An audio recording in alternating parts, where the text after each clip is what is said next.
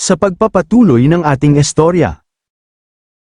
Sa puntong ito, sa ilalim ng pusod ng liwanag ng haring araw, matatanaw mula sa itaas ang mga taong nagtipon-tipon sa labas ng pavilion, ang kanilang mga anino ay sumasayaw sa liwanag ng sikat ng araw, at ang hangin ay nagdadala ng bigat ng tensyon. Kasabay nito, mariing ipinahayag ni Yun, ang kanyang tinig ay umalingaw-ngaw na parang kulog. Dumating kami sa isang pavilion na nasa laylayan ng Sokyang City, naroon ang lahat ng pinakadakilang mandirigma ng Yangguo.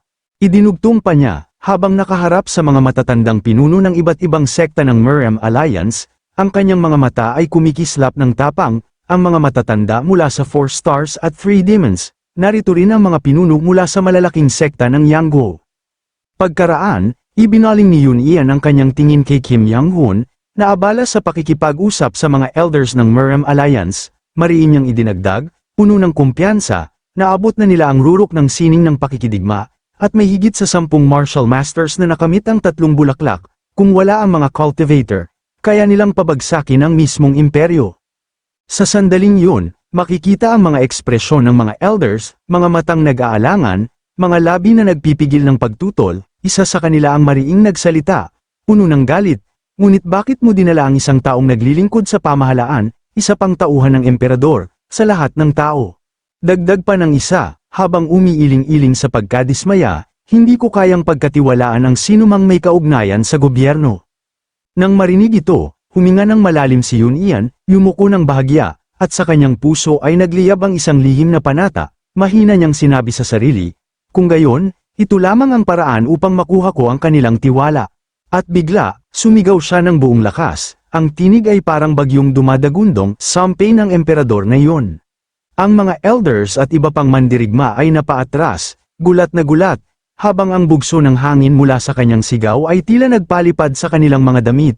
Kasabay nito, mariing ipinahayag ni Yun, puno ng determinasyon, at doon ko ibinuhos ang lahat ng galit at pagkasuklam na matagal ko nang kinikimkim laban sa emperador, sa pamamagitan ng sunod-sunod na sumpa at mura.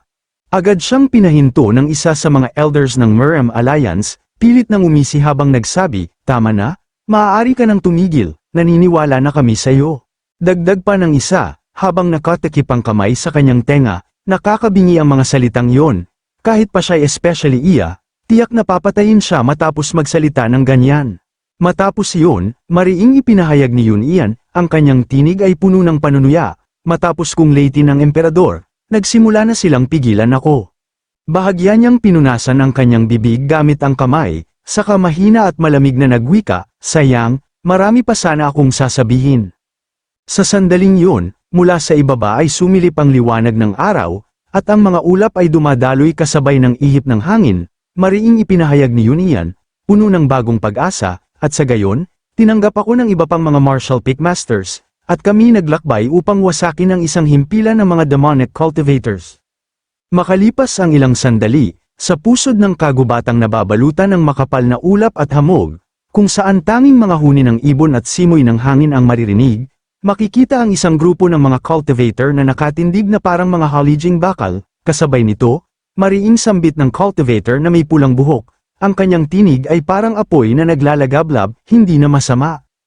Nang masilayan ito, nanlaki ang mga mata ni Yun sa matinding pagkagulat, sapagkat tila pamilyar sa kanya ang mga kasuotan ng mga cultivator.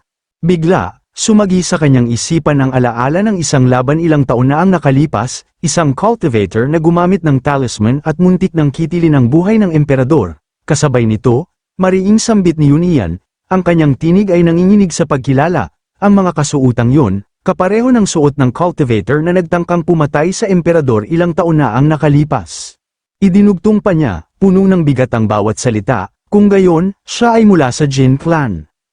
Sa sandaling yun, bahagyang lumapit si Kim Yang-hun sa pinuno ng mga cultivator na may pulang buhok, kalmado siyang nagsalita habang nakahawak sa kanyang balakang, ngunit bakas ang matibay na paninindigan, tinupad ko ang aking pangako, dinala ko ang mga sumang-ayon sa aking kalooban. Idinagdag pa niya, mariin at puno ng determinasyon, pahintulutan ninyo kaming tulungan kayong lipulin ang mga taksil na cultivator. Agad namang tumugon ang pinuno ng mga cultivator na may pulang buhok. Ang kanyang tinig ay malamig ngunit matatag, sige, maghanda na kayong umalis. Makalipas ang ilang saglit, Napansin ni Yun Ian na naglakad palayo si Kim Yang-hun, hindi niya napigilan ang sarili at agad na nagtanong, puno ng pagtataka, saan ka pupunta? Mariing tugon ni Kim Yang-hun, mabigat ang tinig na tila may tinatagong paakit, may isang lugar tayong kailangang puntahan, kaya sumunod ka sa akin. Hindi nagtagal, habang sila'y naglalakad, hindi na nakapaghintay si Yun Ian, muling nagtanong, hindi na matiis ang malamig na ekspresyon ni Kim Yang-hun, saan ka patutungo? Kapatid na Yang-hun. Nang marinig ito, biglang huminto si Kim Yang-hun, ibinaba niya ang kanyang tingin, at sa kanilang harapan ay bumungad ang isang libingan, mga puntod na yari sa lupa at bato. Tanda ng mga buhay na nagwakas, mariing sambit ni Kim Yang-hun, puno ng bigat ang bawat kataga, ito ang mga libingan ng mga nasawi sa kamay ng Mokli clan. Idinugtong pa niya, ang kanyang tinig ay puno ng lungkot at paninindigan, kung anuman ang natira sa kanilang mga katawan, aking pinulot at buong pagsisikap na inilibing upang magkaroon sila ng pahinga. Nang marinig ito, nanlaki ang mga mata ni Yun Ian, hindi makapaniwala, mariin siyang nagtanong, ikaw mismo ang naglibing sa lahat ng mga taong ito. Ngunit hindi tumugon si Kim Yang-hun, sa halip, itinaas niya ang kanyang kamay at ginamit ang tinatawag niyang Heaven Leading Spell, biglang nabuo sa kanyang harapan ang isang kulay berdeng enerhiya, kumikislap na parang apoy na may sariling buhay. Habang pinagmamasdan ang mahiwagang liwanag, mariing sambit ni Kim Yang-hun, ang kanilang mga kaluluwa ay nilamon ng paghihiganti, pinapaliyab ng kanilang pagkamatay sa kamay ng mga cultivator ng Mokli clan. Idinugtong pa niya, puno ng determinasyon at bigat sa tinig, kaya, upang tulungan silang makatawid, pinag-aralan ko ang orasayon na gumagabay sa mga kaluluwa patungo sa langit, isang kapangyarihan mula sa Jin clan. Habang kumukutitap ang berdeng liwanag sa ibabaw ng mga puntod, idinagdag pa niya, huwag mong kalimutan, Yun Ian, hindi lahat ng kapangyarihan ng mga cultivator ay kasuklam-suklam. Sa puntong ito, makikita sina Kim Yang-hun at Yun Ian na mariing nakatitig sa mga berdeng liwanag ng mga kaluluwa habang dahan-daang lumulutang sa kanilang harapan, kasabay nito, kalmadong wika ni Kim Yang-hun, ang kanyang tinig ay parang hangin na may dalang karunungan, ang tunay na mahalaga ay kung paano ginagamit ang mga ito. Pagkatapos, bahagyang lumingon si Kim Yang-hun sa gilid at mariing nagsalita upang paalalahanan si Yun Ian, ang kanyang tinig ay parang matalim na espada na tumatago sa puso, lagi mong unahin ang pagpapanatili ng iyong pagkatao, at hindi lamang ang patuloy na paglakas.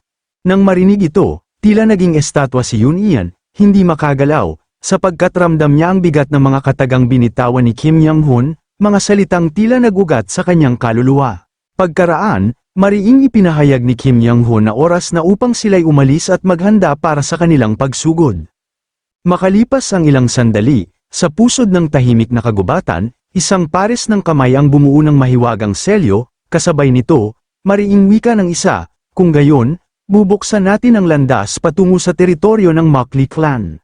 Dito, makikita ang pinuno ng pangkat mula sa Jin clan na nakatayo ng matatag, patuloy sa kanyang ritual upang wasakin ang sabulag na nagkukubli sa kaharian ng Mokli clan. Hindi nagtagal, matagumpay niyang naansil ang sabulag, dahilan upang bumungad sa kanilang harapan ang napakalaking tarangkahan ng kaharian ng Mokli clan. Nang masilayan ito, bahagyang napaikot ang tingin ni Yun Ian, gulat na gulat, at mariing nagwika, lubos na nagbago ang tanawin. Idinugtong pa niya, puno ng pagtataka at pagkasuklam, ngunit ang amoy na ito, ang lugar na ito'y umaalingasaw ng dugo at nabubulok na mga bangkay. Sa sandaling yun, agad silang namataan ng mga bantay mula sa itaas ng tarangkahan, malakas ang sigaw ng isa. Umaalingaw sa buong paligid, mga mananakop, umatake ang mga taksil mula sa Jin clan. Pagkatapos, agad na nagpakawala ng barrier seal ang mga gwardya ng Mokli clan upang hadlangan ng pagpasok ng pangkat ni Yun Ian at ng mga cultivator mula sa Jin clan. Nang makita ito, napasinghap sa matinding inis ang pinuno ng Jin clan na may pulang buhok at mariing nagwika, mga walang hiya mula sa Mokli clan, ang kanilang barrier technique ay tunay na kahanga-hanga, gaya ng dati, sa sandaling yon, tumindig si Kim Yang-hun sa harapan ng mga cultivator mula sa Jin clan, nakatalikod siya sa kanila. Ngunit ang kanyang tindig ay matayog, at ang kanyang ekspresyon ay puno ng matinding determinasyon. Nang makita ito, bahagyang lumapit ang isa sa mga kasama ng pinuno ng Jin clan, mahina ngunit may halong inis na nagbulong, Elder, sino ba ang mortal na yun na naglalakas loob na lumapit sa atin, at kumikilos na parabang siya ang may-ari ng lugar na ito nang walang pahintulot? Bago pa man siya tuluyang makapagtanong muli, Seryosong nakatitig sa harapan ang pinuno ng Jin Clan at mariing nagwika, maaaring isa lamang siyang mortal. Ngunit siya'y natatangi, alam kong mahirap paniwalaan, ngunit kami ay magkapantay ng kakayahan. Nang marinig ito, tila tumigil ang oras para sa mga cultivator ng Jin Clan, ang kanilang mga mata ay sabay-sabay na nakatuon kay Kim Young-hun, puno ng pagkagulat at hindi makapaniwala. Sa puntong ito, makikita ang isang kamay na unti-unting nagtitipo ng bughaw na enerhiya, patuloy na iniipon ni Kim Young-hun ang kanyang lakas hanggang sa mabuo sa kanyang palad ang isang purong bilog ng enerhiya na kumikislap na parang asul na araw, isang tanda ng kapangyarihang hindi basta-basta kayang haminin. Nang makita ito, halos matamimi si Yun Ian sa matinding gulat, nanlaki ang kanyang mga mata habang mariing nagwika sa kanyang isipan, ito'y, ang larangan na lampas pa sa 5 enerhiya na nag-uugat sa pinagmulan. Sa sandaling yun, agad na pinakawalan ni Kim Young-hun ang bowl ang enerhiyang kanyang nilikha, diretso sa harapan ng barrier ng pangunahing tarangkahan ng kastilyo ng Mockley Clan, at nang tumama ito, isang napakalakas na pagsabog ang umalingaw-ngaw, nagdulot ng bugso ng hangin at alikabok na tila yumanig sa buong paligid, dahilan upang tuluyang mabuwag ang barrier. Nang masaksihan ito, natigilan ang mga kasamang cultivator, nanlaki ang kanilang mga mata sa matinding pagkagulat, Worry hindi makapaniwala sa kanilang nasaksihan, sa kabilang panig, mariing napahawak sa kanyang braso ang pinuno ng Jin Clan na may pulang buhok, walang anumang emosyon sa kanyang mukha habang nakatitig sa harapan, tila ba pinipigil ang sariling damdamin. Hindi nagtagal, habang unti-unting naglalaho ang alikabok, lumitaw mula sa loob ng wasak na barrier ang mga anino ng hukbo ng mga nilalang, at doon, bumungad ang daan-daang zombie, mga jiangshi, na sabay-sabay na sumusugod sa kanilang direksyon. Nang makita ito, malakas na sumigaw ang pinuno ng Jin Clan, ang kanyang tinig ay parang kulog na nag-utos sa lahat, wasakin ang mga jiangshi at pasukin ang kastilyo. Mula sa itaas, matatanaw ang napaka-epikong labanan, ang hukbo ng mga bangkay na buhay mula sa Mockley Clan laban sa pinagsanib na puwersa ng Jin Clan at ng Merem Alliance, sabay-sabay na sumasalakay upang mapasok ang kastilyo. At doon, makikita si Yun Ian na walang habas na inaatake ang mga zombie gamit ang kanyang matalim na espada, bawat hiwa ay nag-iiwan ng bakas ng kanyang galit at tapang. Nang masaksihan ito, bahagyang napa-atras sa takot at gulat ang ilang cultivator mula sa Mockley Clan, at mariing nagwika, ang mga halimaw na ito, sila'y mga mandirigmang nasa pinakamataas na antas. Mariing utos naman ng isa pa, puno ng kaba ang tinig, ang mga cultivator sa cheerify ng stage ng unang at ikalawang bituin, umatras at humingi ng karagdagang hukbo. Sa sandaling yun, seryosong nakatitig si Yun Ian sa harapan, at mariing nagwika habang unti-unting bumabalik sa kanyang alaala ang nakaraan, ang mga jiangshi na ito, at ang mga kasuotang yun, walang duda, ang hayop na yun ay isang cultivator ng Mockley Clan. Pagkatapos, nagpakita siya ng matalim na tingin, at mariing nagsabi, ngunit bakit ko ito nakikita? At doon, lumitaw ang mga zombie na may pulang trajectory lines mula sa kanilang mga kamay habang ito'y naghahanda ng pag-atake, kasabay nito, mariing sambit ni Yun Ian, puno ng pagtataka, nakapagtataka, hindi ba't ang mga sinulid na ito'y dapat na anyo lamang ng intensyon? Dagdag pa niya habang nakakunot ang noo, kung gayon, paano nangyari, na ang mga jiangshi, na mga walang kaluluwang bangkay, ay mayroong intensyon din. Patuloy na sambit ni Yun Ian, habang walang habas niyang pinagtataga ang mga zombie, ito ba'y kalooban ng mga cultivator na kumokontrol sa kanila? Idinugtong pa niya habang iniikot ang kanyang tingin, sinusuri ang paligid, hindi iyon ang sagot, kung gayon, bakit hindi kayang gamitin ng mga jiangshi ang sword shi? At doon, sa di kalayuan, nasalayan ni Yun Ian ang isang cultivator na siyang nagkokontrol sa mga bangkay na zombies, mariin niyang sambit, puno ng pagkilala at galit, siya ang nagkokontrol sa kanila. Dagdag pa niya, habang nagmamadaling sumugod hawak-hawak ang kanyang espada, ang kanyang tinig ay parang kidlat na dumadagundong, batay sa laki ng kanyang kamalayan, nasa unang bituin siya ng cheerifying stage. Sa isang iglap, mabilis at malinis na pinakawalan ni Yun Ian ang isang matalim na hiwa ng espada, dumiretso sa cultivator na nagkokontrol ng mga zombies, napaatras ito, duguan, at isang malalim na sugat ang gumuhit sa kanyang noo. Kasabay nito, nagmamakaawa ang sugatang cultivator, nanginginig ang tinig, hintay, patawarin mo ako. Mahigpit na hinawakan ni Yun Ian ang kwelyo nito at mariing nagtanong, ang kanyang mga mata ay nagliliyab sa galit, ano ito? At mula sa kanilang gilid, bumungad ang nakapangingilabot na tanawin, patong-patong na mga bangkay ng mga taong hubad, nakakalat na parang mga basurang itinapon.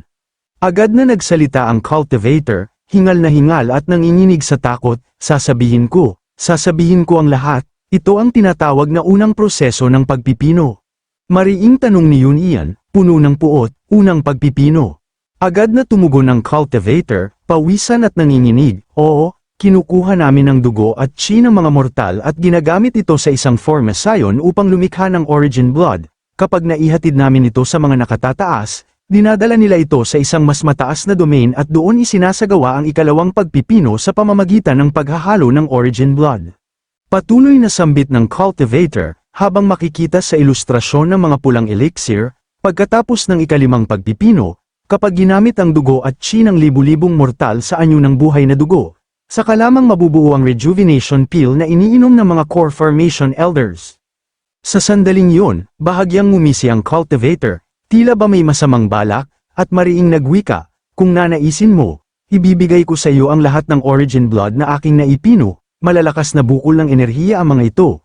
At kung iyong kakainin, tiyak na lalakas ang iyong chi at. Ngunit bago pa niya matapos ang kanyang pangungusap, malamig na sumabat si Yun Ian. Ang kanyang tinig ay parang yelo, hindi, salamat. Idinugtong pa niya, puno ng paghahamok, dahilan upang mapasinghap sa gulat ang cultivator. Ngayon, wala na akong dahilan upang mag-atubiling patayin ka. Ngunit bago pa man niya mawakasan ang buhay ng cultivator, biglang isang sandata ang dumaan at sumugod sa kanilang direksyon. Napalingon si Yun Ian, nabitawan ang kanyang bihag dahil sa matinding gulat. Nang makita niya ang dumating, malakas siyang sumigaw. Puno ng pagkabigla, squad leader, ngunit sa halip na kasangga, galit na tumugon ang dating squad leader ni Yun Ian, ang kanyang tinig ay parang kulog na nagbabanta, tumahimik ka, dagdag pa nito, habang mabilis na sumusugod kasama ang iba pang mga dating kasamahan ni Yun Ian, ang kanilang mga mata ay nagliliyab ng galit, hindi ko kinikilala ang mga taksil.